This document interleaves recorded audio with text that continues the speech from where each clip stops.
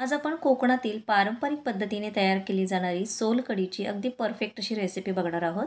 जड आणि चमचमीत पदार्थ खाल्ल्यानंतर अपचनाचा त्रास बऱ्याच जणांना जाणवतो. त्यामुळे करपट ढेकर येणे, ॲसिडिटी आणि अपचन, गॅसेस या समस्या उद्भवतात.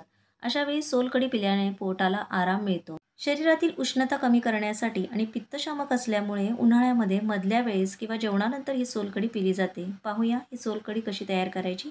एका मोठ्या आकाराच्या नारळाचे बारीक काप तयार करून घेतलेले आहेत. नारळ कोवळा घ्यायचा म्हणजे त्यापासून निघणारा जो रस आहे त्यामध्ये छान गोडवा असतो. यामध्ये एक बारीक कटिंग करून घेतलेली आपण हिरवी मिरची घालून घेऊया. ही मिरची खूप जास्त तिखट नाही आहे.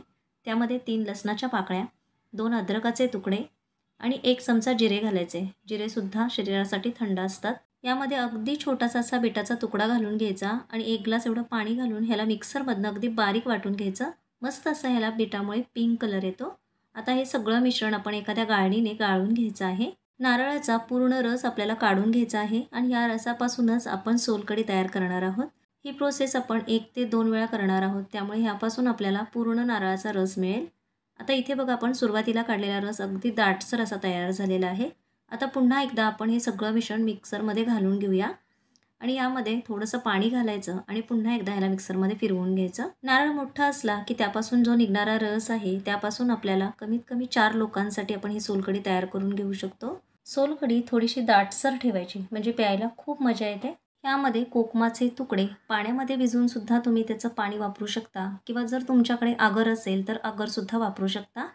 कोकमामध्ये मिनरल्स असल्यामुळे साखरेचं प्रमाण आटोक्यात आणण्यामध्ये आपल्याला खूप मदत होते. सगळा रस मी या गाळणीने गाळून घेतलेला आहे. आता पुन्हा एकदा हा रस मी कपड्यामध्ये घालून पिळून घेणार आहे म्हणजे जेवढा राहिलेला चोथा आहे तो सगळा चोथा निघेल आणि आपल्याला पूर्ण रस मिळेल.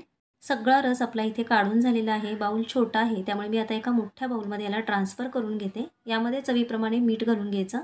2 चमचे साखर घालायची आहे आणि साधारण 2 चमचेच मी इथे आगर घातलेला आहे. आगर खूप आंबट असतो त्यामुळे कोकमापेक्षा आगरचं प्रमाण थोडंसं कमी असतं.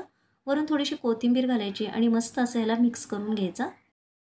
इथे आपली सोलकढी बनवून तयार झालेली आहे. मस्त अशी उन्हाळ्यामध्ये पाचक अशी सोलकढी नक्की तयार करून बघा. बनवायला सोपी आहे.